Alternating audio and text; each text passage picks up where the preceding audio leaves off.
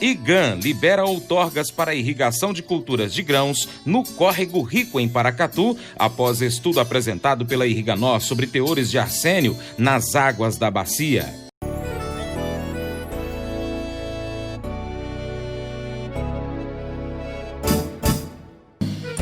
Acordo de manhã para prosear no mundo do campo, as notícias escutar. Vem com a gente em toda a região com o seu programa Paracatu Rural. Tem notícias, informação e o mais importante, sua participação. Programa Paracatu Rural. Programa Paracatu Rural.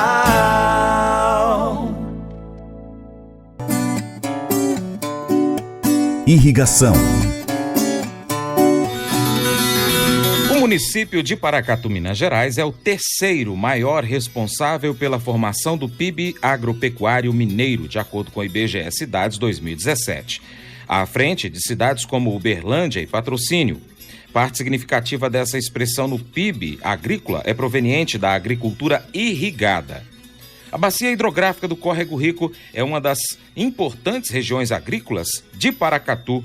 Sua nascente é na região do Morro do Ouro. Atualmente, a vazão e a qualidade da água da nascente são garantidas pela empresa que explora a atividade minerária na área de sua antiga nascente. O Ribeirão corta toda a área urbana do município e flui no sentido sudeste, desaguando no Rio Paracatu. Ao longo do seu curso, recebe lançamentos de efluentes tratados e não tratados e a contribuição de pelo menos 25 principais afluentes. A bacia tem aproximadamente 3.500 hectares irrigados, 62 pivôs distribuídos ao longo da sua malha hidrográfica, sendo o milho a principal cultura irrigada. No mês de fevereiro deste ano, o IGAM publicou a portaria número 9, que suspendeu por 5 anos as outorgas concedidas para a utilização dos recursos hídricos da bacia do Córrego Rico para irrigação de qualquer natureza. Essa decisão levou à interrupção das captações de 62 pivôs centrais instalados na região, correspondendo a 3.500 hectares irrigados, e de um número não contabilizado de pequenas captações de uso insignificante. A portaria se baseou em uma nota técnica que informou que os níveis de arsênio foram violados em 95% das análises do elemento realizadas no período de 2009 a 2019, concluindo que o trecho do Córrego Rico avaliado não está apto para os usos estabelecidos para as águas de abastecimento para o consumo humano após tratamento convencional, recreação de contato primário, irrigação, aquicultura e atividade de pesca.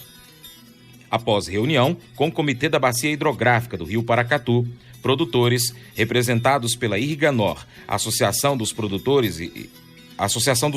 Rurais e Irrigantes do Noroeste de Minas Gerais, também com a Secretaria de Saúde de Paracatu e o IGAM, Instituto de Gestão das Águas de Minas Gerais, decidiu-se pela necessidade urgente de um estudo que pudesse oferecer um maior detalhamento das violações ocorridas na bacia e que subsidiasse uma maior discussão em torno da portaria e seus efeitos socioeconômicos na região.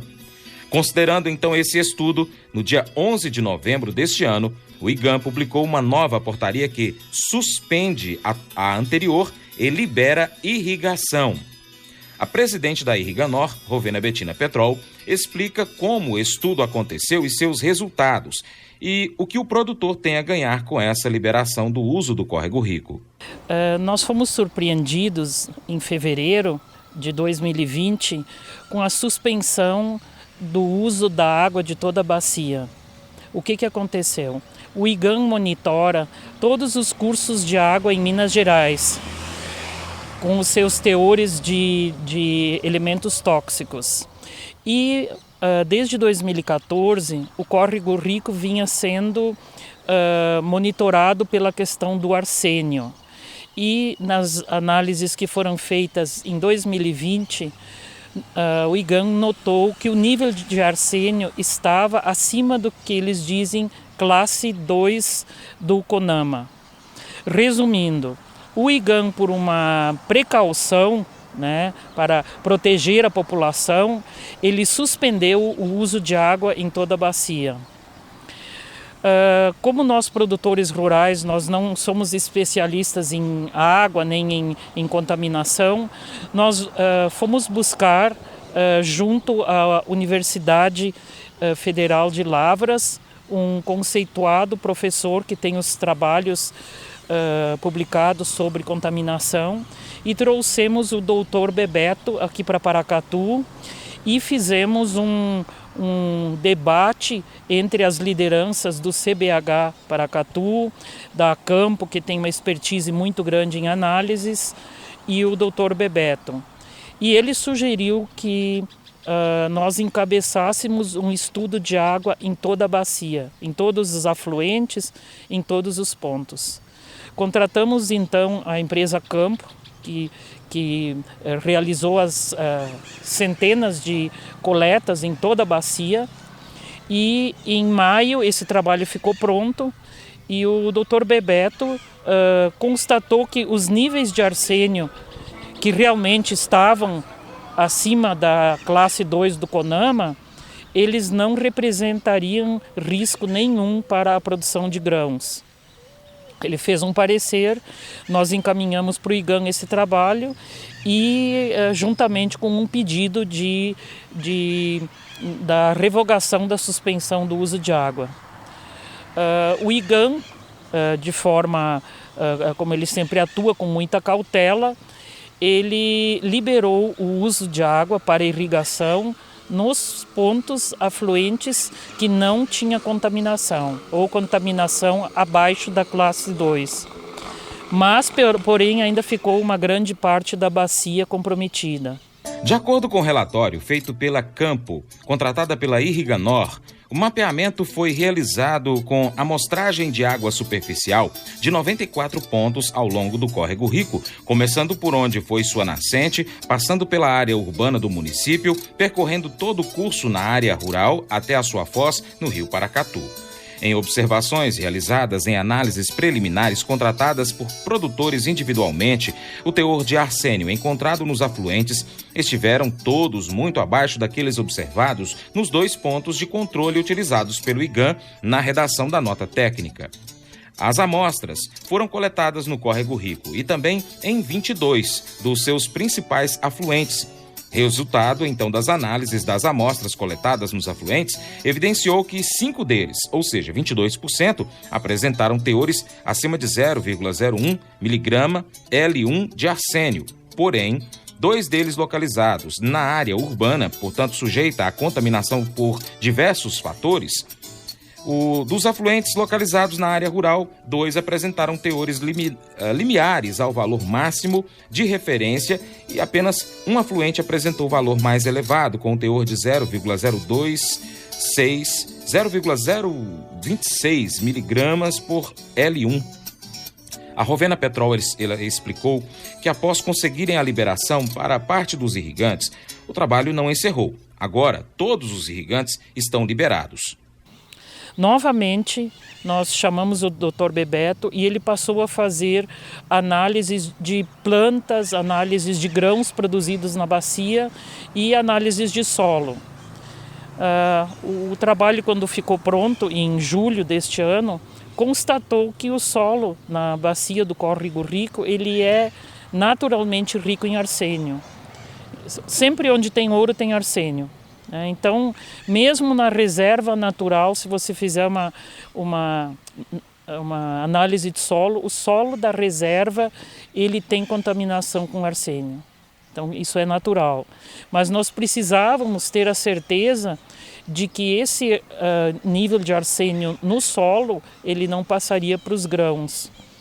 E aí, novamente, a Campo foi contratada para fazer essas análises de teores nos grãos e se constatou que os grãos produzidos ali não tinham contaminação. E o Dr. Bebeto fala que se fosse plantadas hortaliças ou arroz, teria uma chance maior de contaminação, mas este não é o caso. Aí nós encaminhamos essa demanda novamente para o IGAN e ele teve medo de liberar esse uso de água pela questão da saúde humana. Aí nós fizemos um circuito de debates com o pessoal do Ministério da Agricultura em Brasília, onde tem especialistas também que amostram grãos produzidos no Brasil inteiro, e eles confirmaram que os grãos produzidos nessa bacia, eles têm segurança alimentar, né? A grande incógnita ainda é a água para usos múltiplos, como piscicultura e como para dessedentação humana e animal. Então a Irriganor ela vai fazer novos estudos e nós vamos ficar acompanhando os níveis de arsênio dos grãos produzidos na bacia para dar segurança total aos consumidores. Nós queremos que os consumidores que compram os produtos produzidos lá tenham a certeza, né, de que esses produtos são seguros em termos de alimentação. O relatório solicitado pela Irriganor para conseguir a retirada da portaria